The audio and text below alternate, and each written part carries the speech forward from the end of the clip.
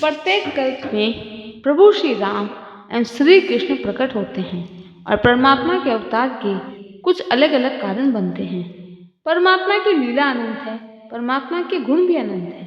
परमात्मा के जन्म के अनेक कारणों में यह भी प्रमुख है कि पूर्व जन्म में राजा दशरथ को प्रभु का उनके घर जन्म लेने का वरदान मिला था। दशरथ महाराज पूर्व जन्म में ब्राह्मण थे। भगवान को 1000 तुलसी दल अर्पण करना ब्राह्मण का रोज का नियम था।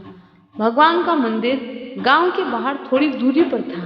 ब्राह्मण वृद्ध हुआ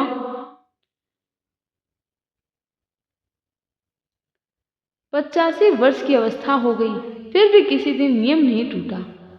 ईश्वर की लीला, उस वृद्ध ब्राह्मण को एक दिन बुखार चढ़ गया। मंदिर जाने में असमर्थ था। रोज का नियम टूटे, यह ब्राह्मण को कैसे सुहाता। ब्राह्मण में बहुत भारी निष्ठा थी। ब्राह्मण ने बुखार से कहा, मैं अपने ठाकुर की सेवा कराऊं, पीछे तुम मेरे शरीर में आ जाना।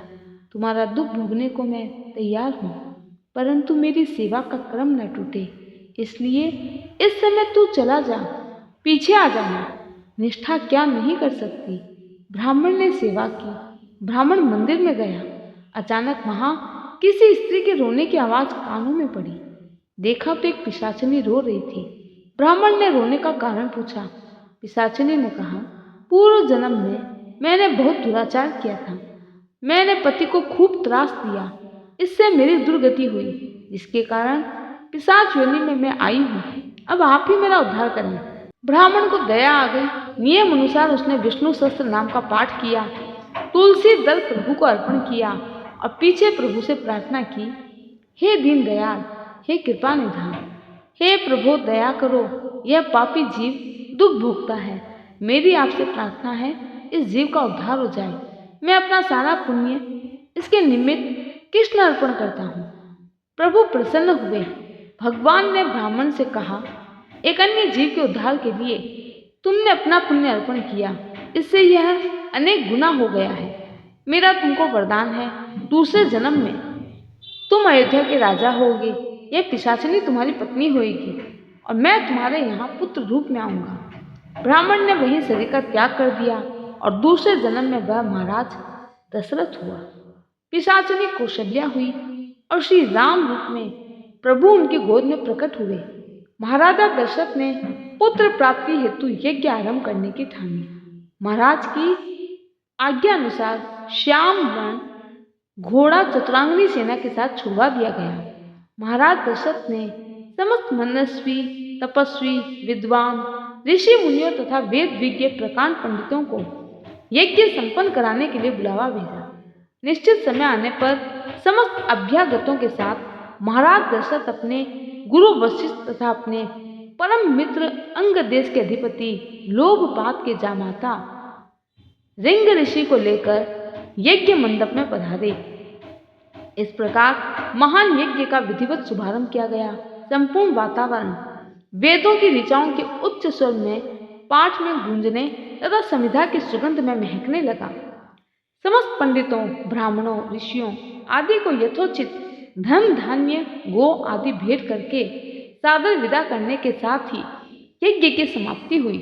राजा दशरथ ने यज्ञ के प्रसाद को अपने महल में ले जाकर अपनी तीनों रानियों में वितरित कर दिया। वशिष्ठ ऋषि महान ज्ञानी थे।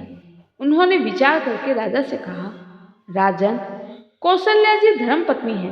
यज्ञ में जो प्रसाद मिला है उसका अधिकार धर्म पत्नी को होता है।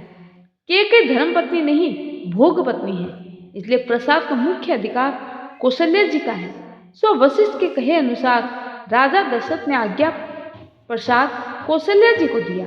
बाकी जो आधा रहा उसके 2 भाग किए, एक भाग केकई को दिया और एक भाग सुमित्रा को।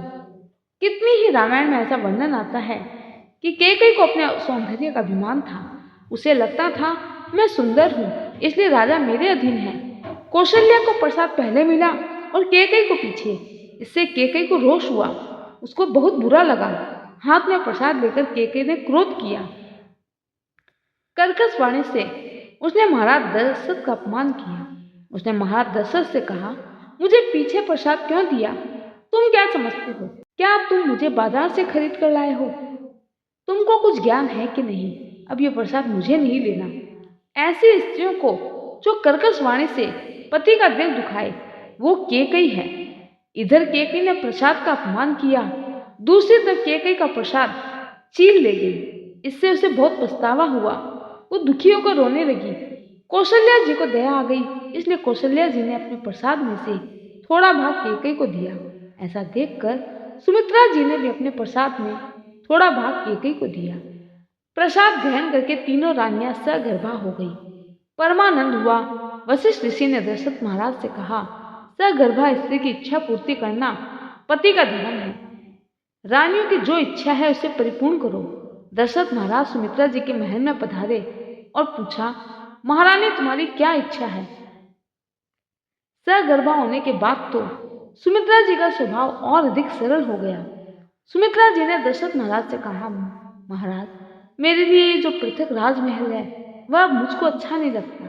मुझे तो कौशल्या जी के महल में रहना है।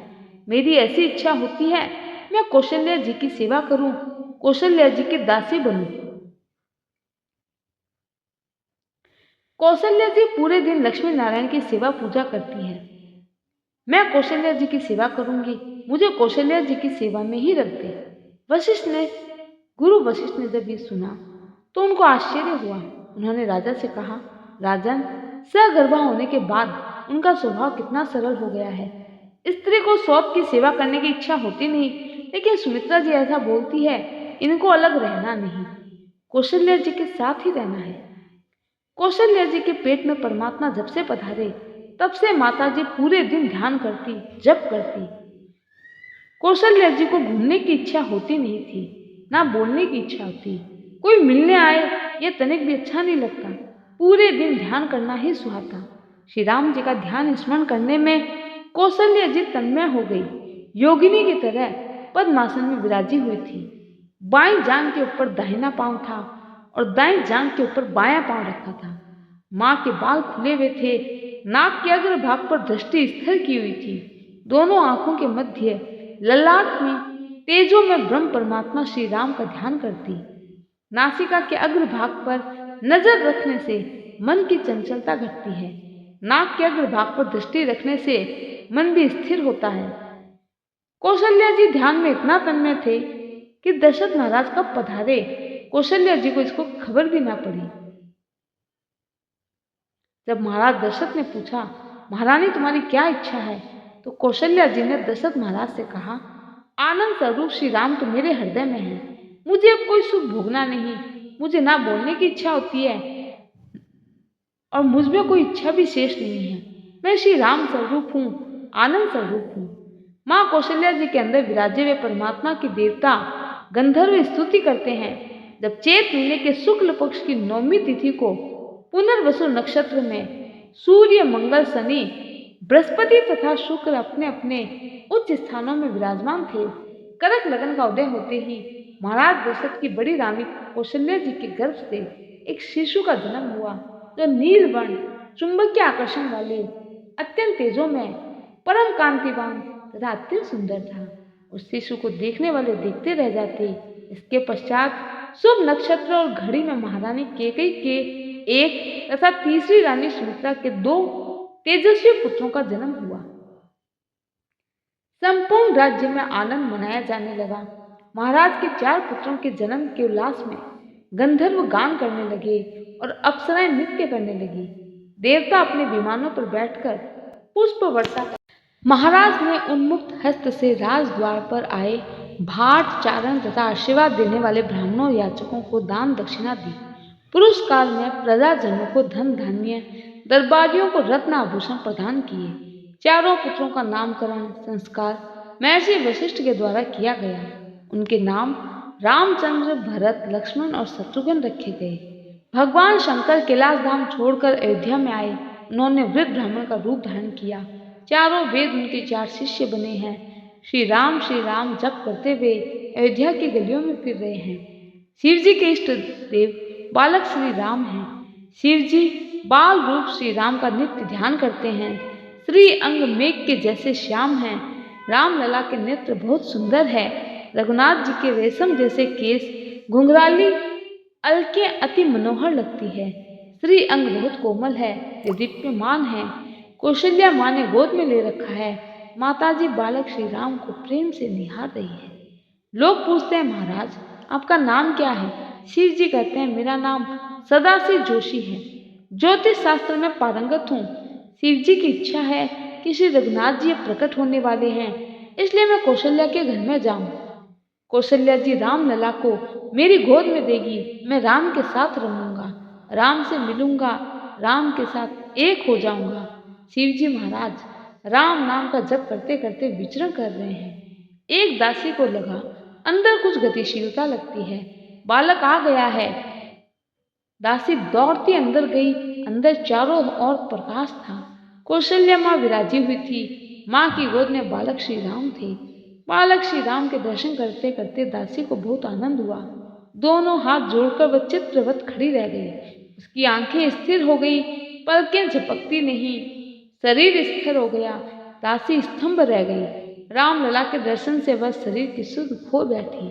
कौशल्या जी ने दासी को देखा। माँ के गले में नवरत्न सुंदर हार था। गले से माँ ने वो हार उतारा और दासी को देने लगी, परंतु प्रभु श्री राम के दर्शन के अति आनंद में दासी को हार लेने की इच्छा नहीं हुई। कौशल्या जी माँ ने आग्रह किया, तुम्हारे सब के आशीर्वाद से ये बालक आया है, आज तो लेना ही पड़ेगा। दासी ने हाथ जोड़कर कहा, माँ ये हार तो तुम्हारे गले में शोभा देता है, इस हार को लेकर मैं क्या करूंगी? इसको तुम अपने गले में रखो, मुझे ये शोभा नहीं देना। परंतु माँ आज तो मेरे मांगने का अवसर है, आज जो मैं मांगू वही मुझे दो। कौशल्या माँ ने कहा, तू मांग, तू जो मांगेगी वही तुझे दूंगी। दासी ने कहा, माँ राम जी का दर्शन होने के पश्चात मुझे ऐसी इच्छा होती है कि मैं राम जी को गोद में ले लूं। मुझे ऐसी भावना होती है कि मैं राम जी को खिलाऊं, राम जी के साथ खेलूं, राम जी के साथ एकाकार हूँ। माँ मैं हार लेने नहीं आई, मैं तो राम जी को लेने आई हूँ। राम जी को मुझे 2-5 क्षण के लिए गोद में दे दो, मुझे अन्य कुछ दिखाई नहीं देता, मैं राम जी से मिलने आई हूँ। कौशल्या जी ने दासी को पास बिठाकर उसकी गोद में बालक श्री राम को दिया।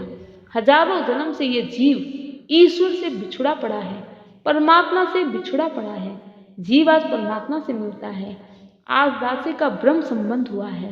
दासी राम लला को छाती से लगाती है, प्यार करती है। जीव ईश्वर का मिलन हुआ है। अति आनंद में दासी को देह की सुध बुध नहीं रहती है। बोलो सियावर रामचंद्र की जय।